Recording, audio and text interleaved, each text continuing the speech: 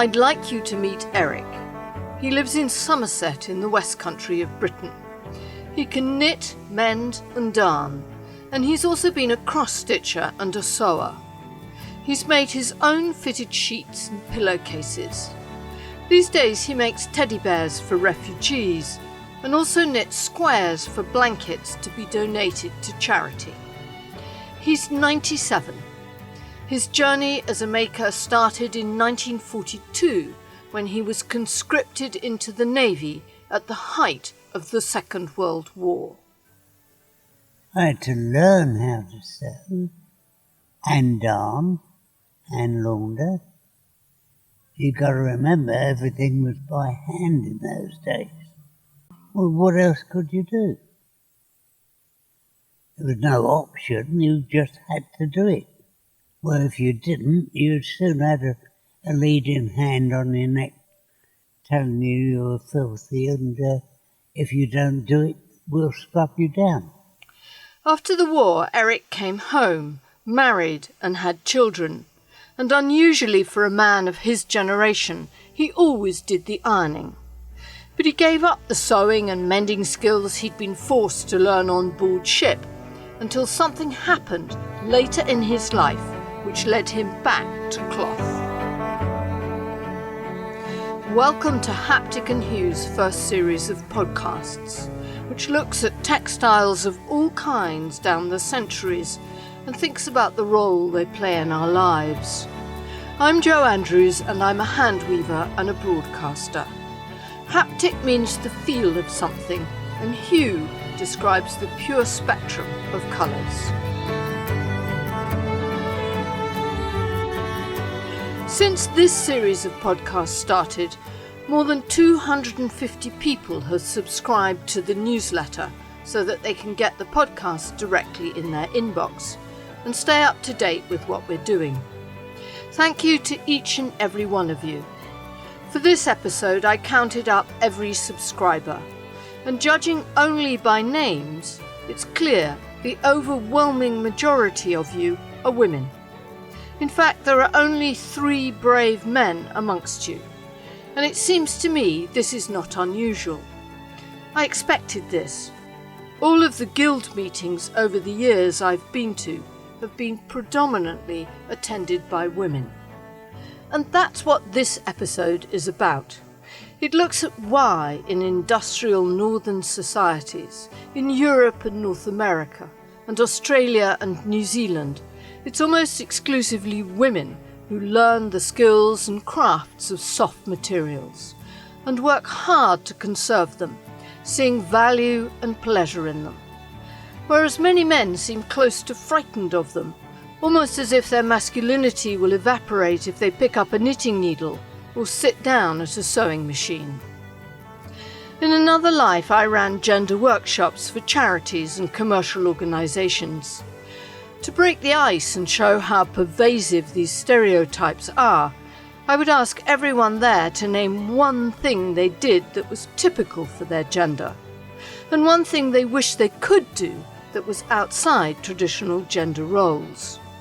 It always amazed me the number of times men came back and said they wished they'd taken up knitting or embroidery. They could sense the joy this gave their mothers, wives, sisters and daughters, and yet because they were men, they felt this was barred to them.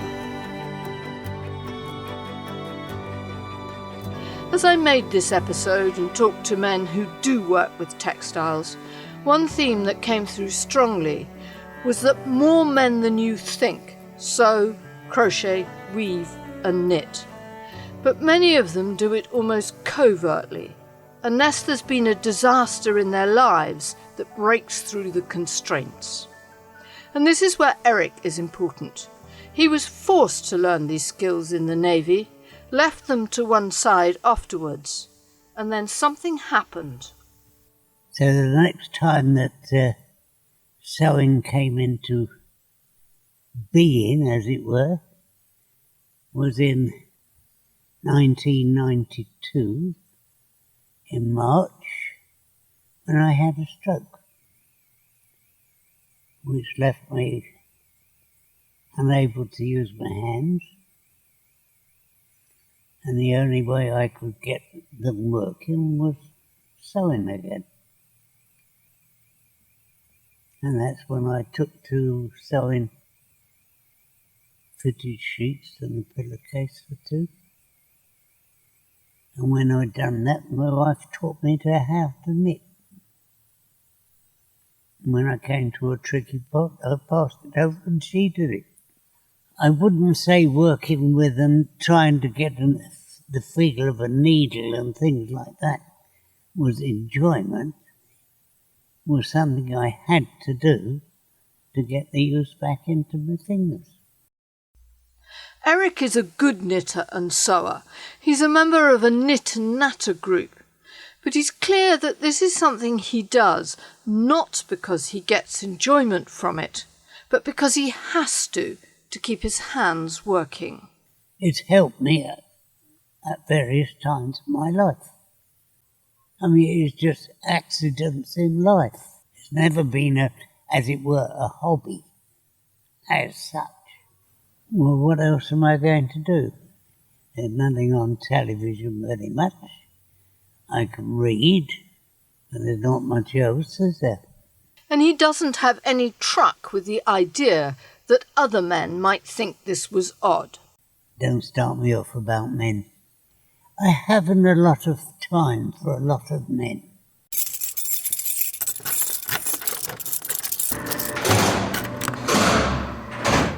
One organisation that does have a lot of time for men is Fine Cell Work in the UK.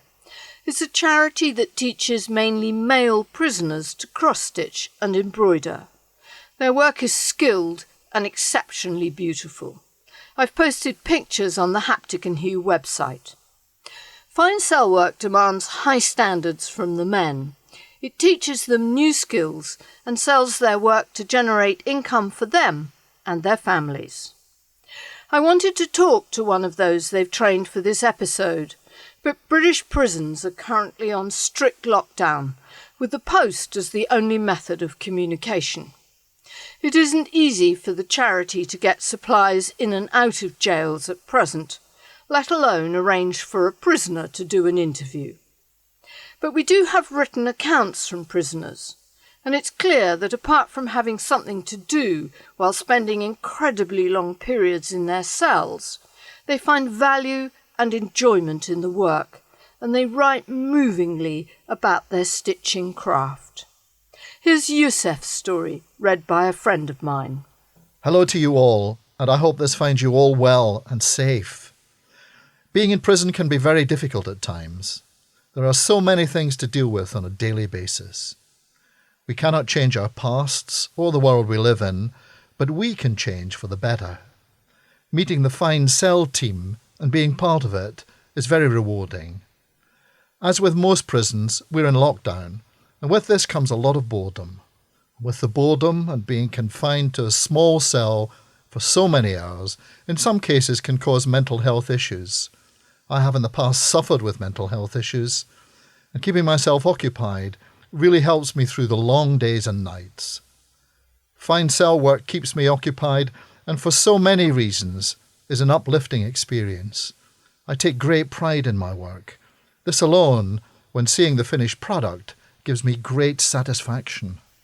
And here's Tony's story, which for me gets to the heart of why these skills are joyful. It's not just about the sewing and getting paid, which some might suggest is the motivation, nor is it about filling sometimes long and arduous hours of free time, though that is true for some. No, what I find most gratifying about Fine Cell Work is that my efforts are not judged in the light of my crimes, nor the fact that I'm in prison, but rather on their own merits. The artistry, the attention to detail, and the aesthetic pleasure they give to people. That truth and the knowledge of it is sometimes more valuable to me and more illustrative of a truly rehabilitative approach than many I've come across in the prison system. Thank you to Fine Cell Work and all those members of the public who continue to support our endeavours. You show us what our work and thereby we are truly worth. So here are men who, when the gender barriers are overcome, enjoy textile skills and derive self-worth from them. And earning money in prison is no small feat, so less risk of being laughed at. There are lots of other men too who down the centuries have knitted or sewn. wounded and convalescent men in hospitals, lighthouse keepers locked up for long dark nights offshore knitting ganses, men and boys knitting socks and hats for soldiers in both world wars. Like Eric, they accept at times that this is something useful they can do. But what about men who freely choose to knit and sew as a hobby? How difficult is it for them? I was always my own person. I grew up in an environment in the South of the United States, at Georgia and Alabama, and that is what everyone refers to as football country. One of my uncles was a college football star, and so there was a lot of pressure for me to be a football player. I have the build, as you can see. I didn't want to do that. I wanted to play music. I wanted to create. I was more interested in making things and creating things than running around chasing a football. Joe Sullins is a big, white American man from the southern states who has a great beard. He looks as though you might find him driving a pickup truck after a day's hunting. But no, he spins, knits, embroiders, weaves and crochets and loves it. But he admits he's been ridiculed for it. Oh my gosh, relentlessly. Yeah, I mean, it was tough, but the best way I can explain it is I have a Ravelry account, and most of the people I know on Ravelry have all of these very creative names, and they're all, it's clever puns or what have you. And yet my name it's Joe Sullins. It's me. And people say, well, why didn't you come up with something? And the truth of the matter is that at the end of the day, who else am I going to be? Who I already am. I should probably credit my mother because she was also quite headstrong and she fostered that in me. Joe was lucky enough to have the support of both his mother and his father. He says his mother was his most vehement ally, and that his father has always been wonderful and open to change and difference. Nonetheless, the pressure to conform to his gender type was intense. The funny thing is that it was just outside of our immediate family where the pressure was greatest. I mean, I had uncles that, again, were football stars, hunters, and they were all, oh, you have to be a man, this is how things work, and you don't do this and that. And yet, again, if I didn't have the fierce and stolid support of my father and my mother, I don't know. It has taken Joe great courage to develop his skills and to be open about practicing them for pleasure.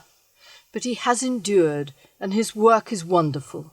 Lace knits, fine needlepoint, weaving and spinning.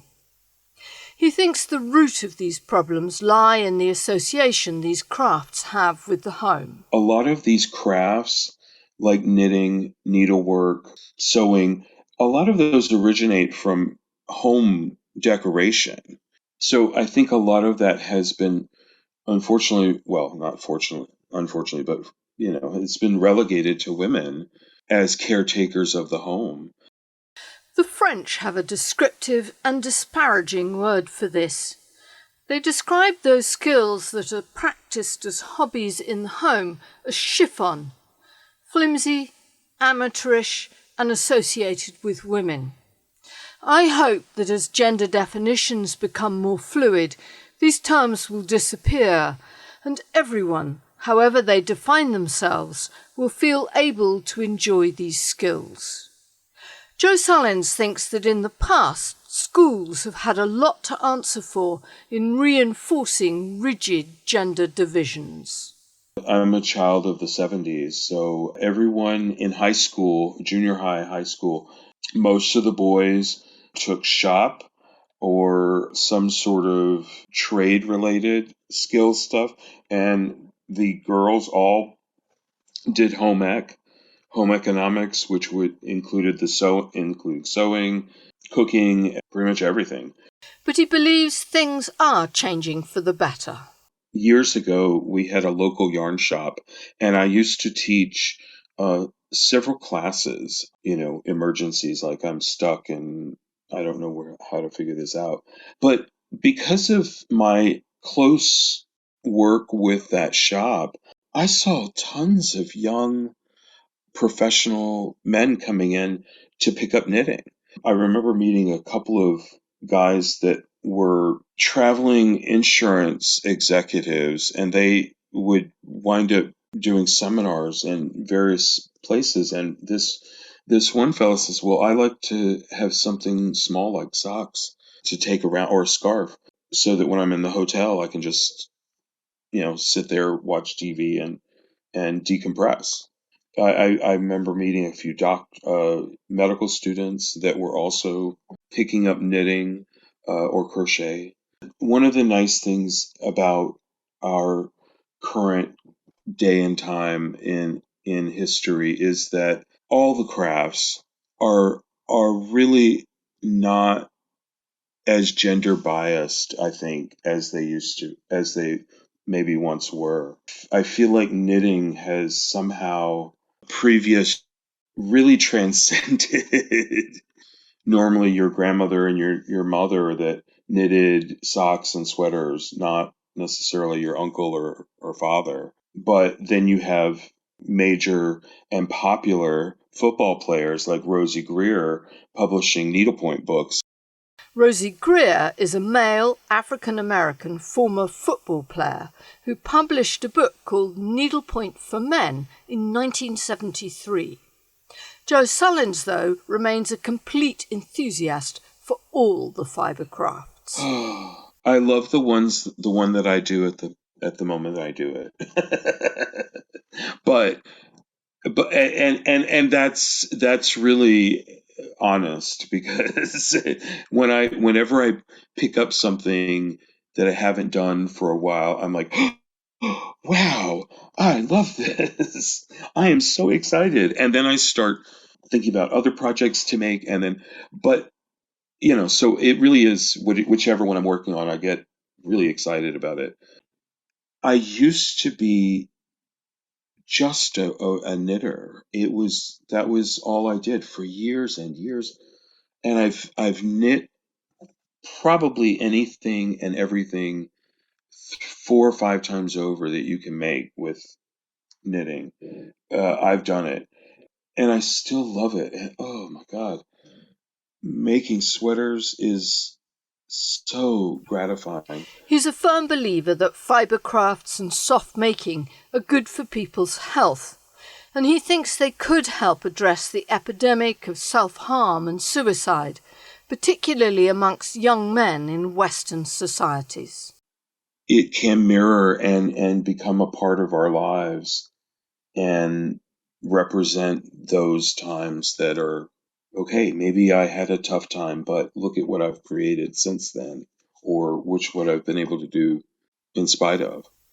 So there is a small but determined movement in Western societies of male knitters, quilters, spinners and sewers. There have always been more male weavers, as the technology, humble as it is, seems to deter them less or interest them more. We think of this as new and cutting edge and transcending gender boundaries. But I can almost hear the astonishment of men from other cultures who are, and always have been, intimately involved in making and enjoying textiles.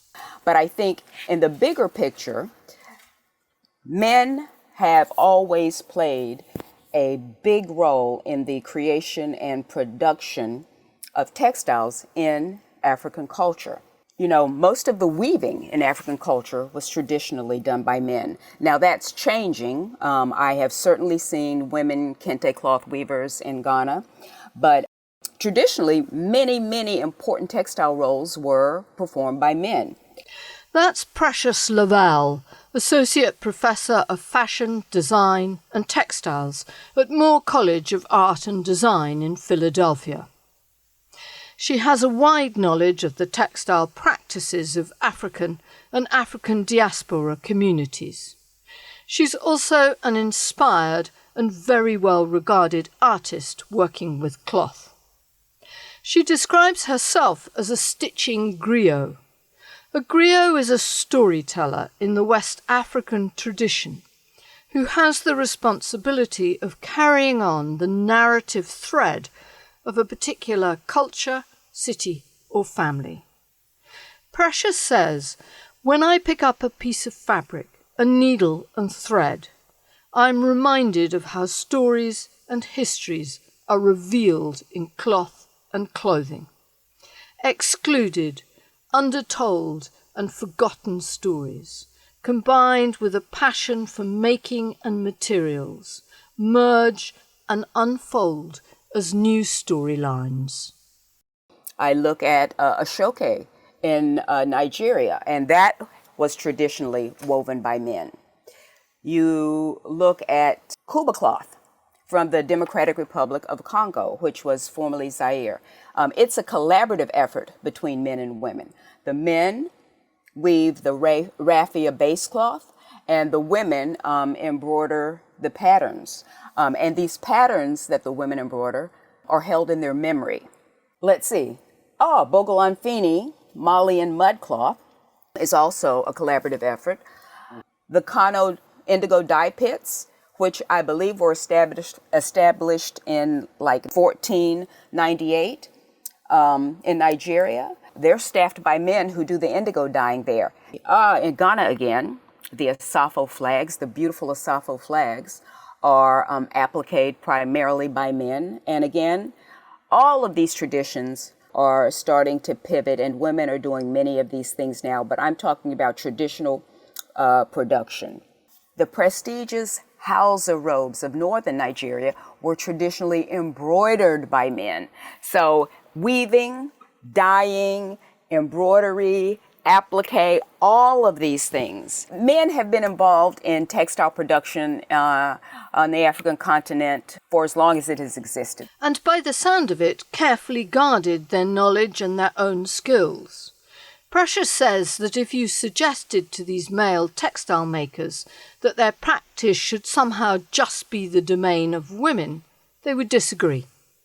It was never anything that was looked down upon. It was actually something that was honored and respected. So as long as you're doing something that's honorable and that your culture respects, why would you think that you were doing something less than or something that only belonged in the world of women? She traces the loss of this respect and the disappearance of textile practices amongst men in Western societies to the Industrial Revolution, which mechanized production and relegated handmade to the home. Maybe because after the Industrial Revolution, it became sort of the realm of women, and women have decided to protect the things that they had such a big part in developing. I think that there is a sort of global movement at the moment of going back to traditional textiles and trying to preserve them, as so much technology is coming into the world with regard to cloth and clothing production. I think women know how much, time, effort, and knowledge and skill goes into all of these practices. And they know that these things should not be lost to technology. And I am not anti-technology, but I'm saying that they both need to coexist. And I think that's a part of the slow fashion movements and slow textile movements, and really trying to preserve these traditions. And I think maybe, and I'm certainly not an expert on this, but that men have just sort of abandoned these ideas on a grand scale. Men certainly still do these things. But I just think that women, maybe perhaps at this moment, have a greater appreciation for them. But interestingly, she had good male role models in her own family. But when I look at my own family, and I'm African American, my father always had a sewing machine for hemming his pants and for doing minor repairs. So it was normal within our family. My dad's older brother, my Uncle Jim, he did needlepoint. He stitched a reproduction of The Unicorn Rests in the Garden from the unicorn tapestry series that were developed between 1495 and 1505, I believe.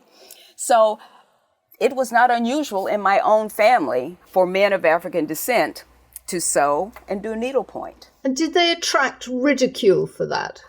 No, nobody was going to mess with the men in my family and tell them that they absolutely did not. Now, I don't know that maybe they're friends or something, but no. As far as I knew, again, because it was something that all the women in my family did, all of my great aunts and my grandmother, as I said, my mother, everyone had the ability to sew beautifully. I was really blessed to come from a family that had these traditions.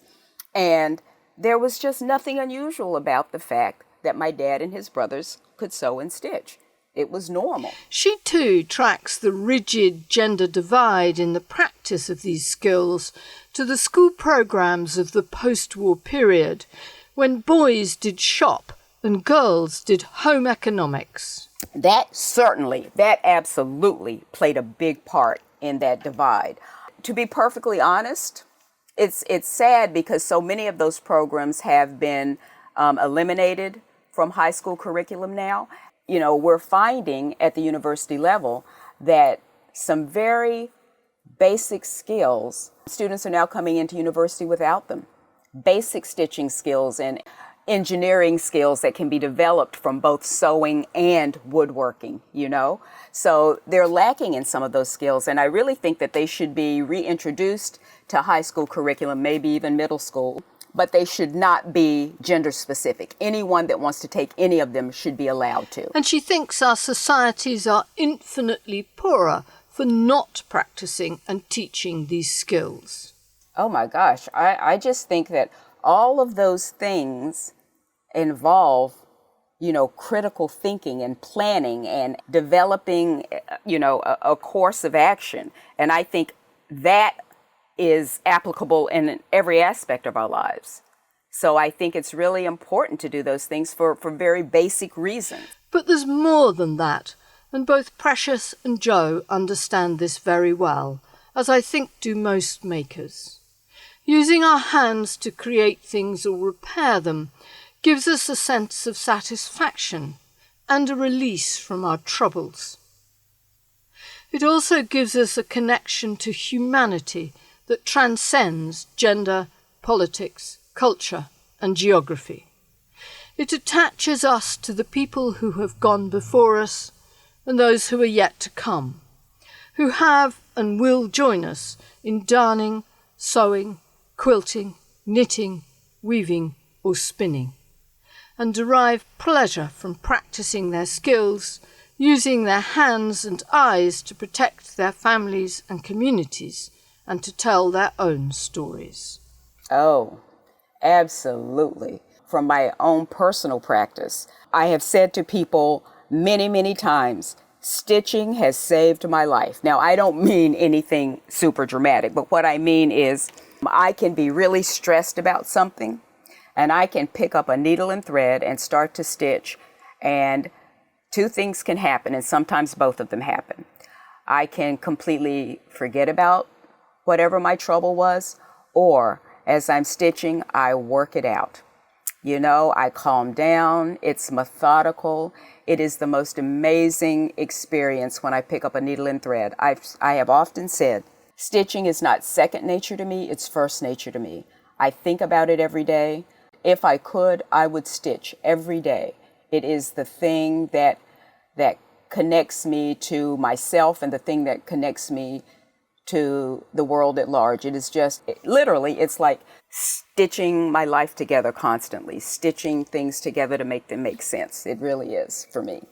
Joe Sullins gets the final word. At least from my perspective, there's something really wonderful and satisfying about taking something in your hands and using oftentimes really simple tools to make something that you can use and and appreciate and also still handle. I like to cook and I love baking. And that's a lot of that is the process of doing things with your hands and making something. But after it's eaten, it's gone. It's now a memory, a faded memory. When you make something, some kind of textile, something with your hands, even art or stitchery, what have you, anything you do with your hands, it's always going to be so much more satisfying when you have a product, a finished product to appreciate, maybe pass on, maybe give away.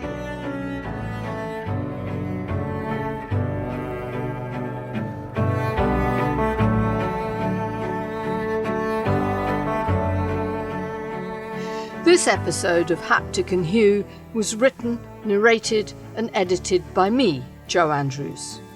Many thanks to Precious Laval, Joe Sullins and Eric Bacon for sharing their thoughts and their making practice with us. You can see pictures of them and some of their work at www.hapticandhue.com/listen. You can find show notes there, and I provide a complete transcript of this podcast, as well as a list of resources and background reading that you might enjoy. You can sign up there to get these podcasts directly into your inbox and have a chance to win the textile-related gifts that I give away with each episode. You'll also find blogs and other information about textiles and Haptic and Hue there. Next time will be the last episode in this series. To finish off, we will be reaching right back into the past to find out how the world communicated the idea of changing fashions before printed drawings, photographs, and moving pictures made it easy. We'll be following the fate of a doll called Pandora through the firelight of European history from the medieval era right up to today. Join me next time, and thanks for listening.